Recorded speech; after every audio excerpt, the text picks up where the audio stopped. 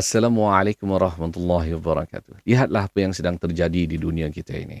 Kita mungkin kata tak ada kena-mengena dengan kita. Mungkin orang tu dia ada kuasa, orang tu dia ada duit, orang tu dia ada senjata, kita siapa saja.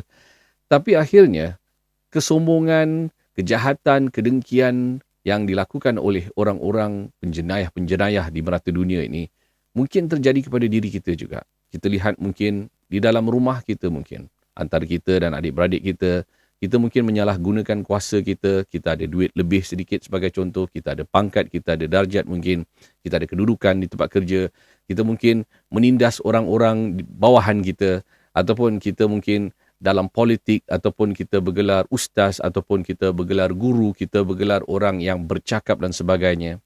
Apakah faedah dan kebaikan kita ataupun kita sebenarnya memusnahkan orang lain dan diri kita juga? Kita tanya diri kita.